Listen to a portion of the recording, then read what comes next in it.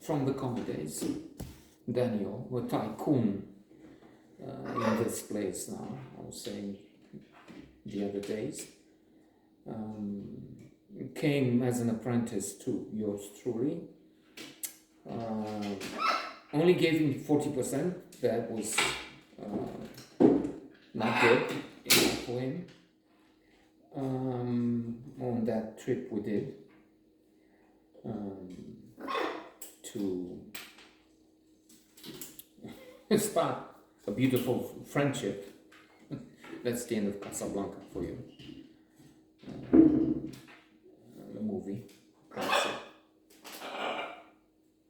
Then, this evening out, I act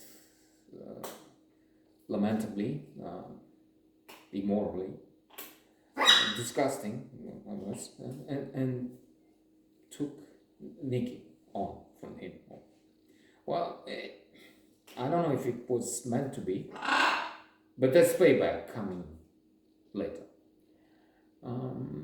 I start the relationship with Nikki from here, and with Nicole, it's breaking away. With Daniel, we're reaching soon the point, the moment when there's the revolution. And there's a revolution. I took part. He benefits. I'm just being mean, huh? And after the revolution, we start thinking of business opportunities. I'm working with journalists, and I do him a good thing. I call him and say, look, the Intercontinental Hotel, 10 kilometers that way, 7 miles or so, less. Anyway,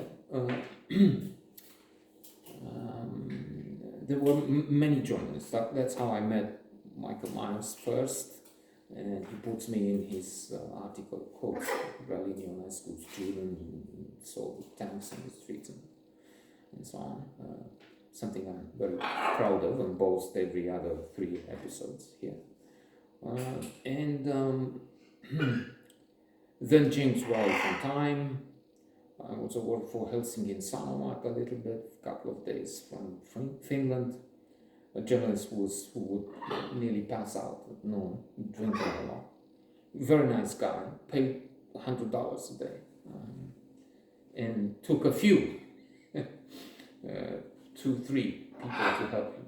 I wasn't the only one, and I had sex in his room with a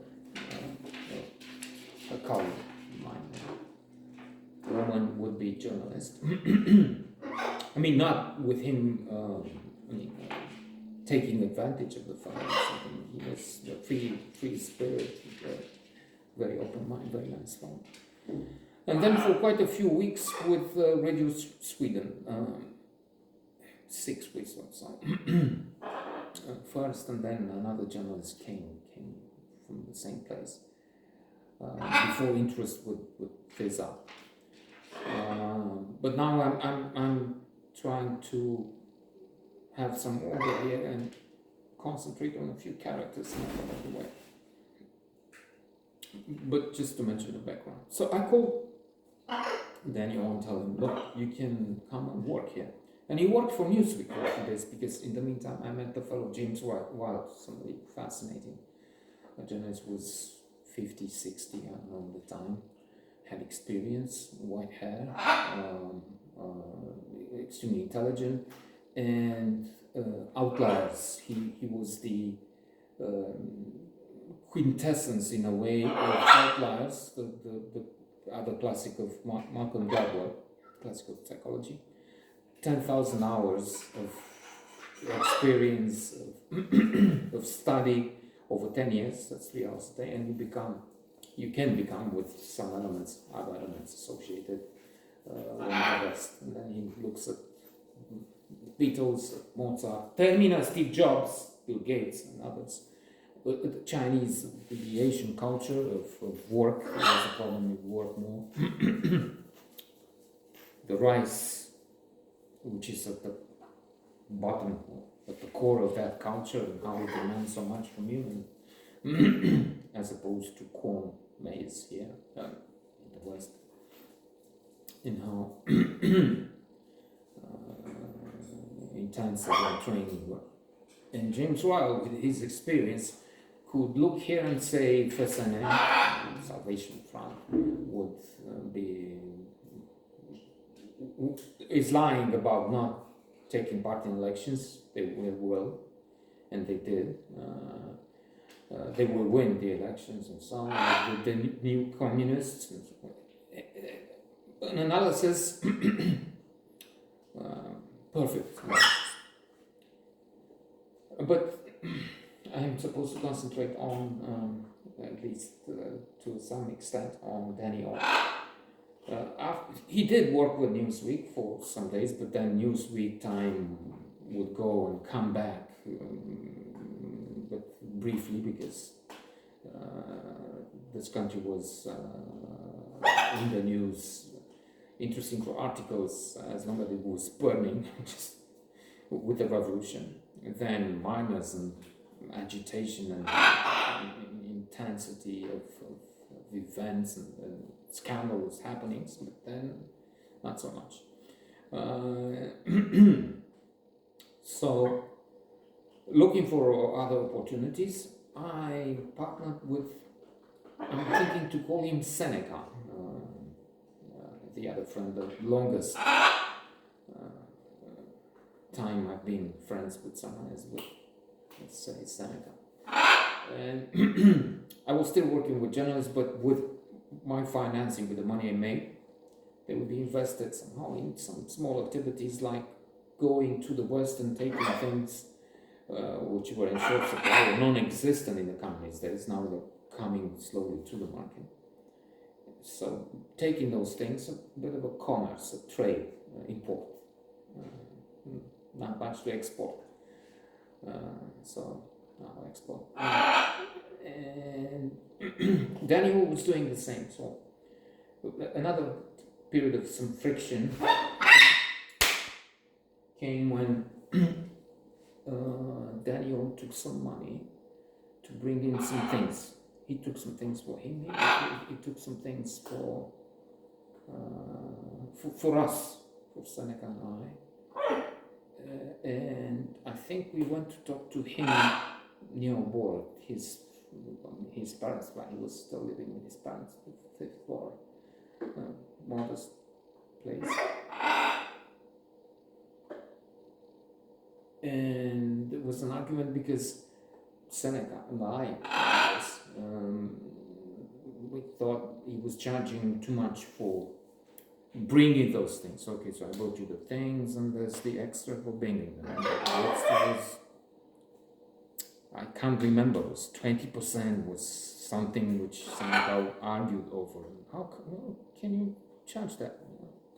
Things like that. Seneca was still is the businessman. I mean, I hope he still is, because it's a rough patch all over the world, and we're still partners now. So that was one thing. And then Daniel started in the food business, and he was distributing wine to restaurants at one point. And he called me. He had this car he bought for 500 Deutschmarks. I had a car bought for 4 or 5 times that much, because I was still a cheater. Let's end with this. There's this Stefan fellow, met while touring. We're both guides on a thing with Claire. In fact, I mentioned Claire in a short, limited series of 2 episodes previously. And Stefan, who looked a bit like Danilo, he's traveling to, this is the spring of 1990, to Switzerland. He didn't mention Switzerland. He just said to the West. He says, okay, I'm going there and I have this thing arranged. I need some money. I'll bring those things, again, goodies, sell them just like that, and I'll make 100% profit. Tell me no more. So you give me the money, I'll give it to you back right away. And as a favor, instead of not a friendship, but an amiable connection, I will bring a car for you. And I said, okay. I spent, I can't remember what I said, let's say $800 tax, not more, for a car, because I can't afford it. I mean, I'm making some money, but besides, cars were being brought for 500 Deutschmark, 600, 400, 10 years, 15 from Germany. But he says that he spent all the money on the car, and he doesn't show a car. And I have to press him. I have to go with Seneca and a few other fellows and say, look, the car is there. So you give the car, or else they might be upset.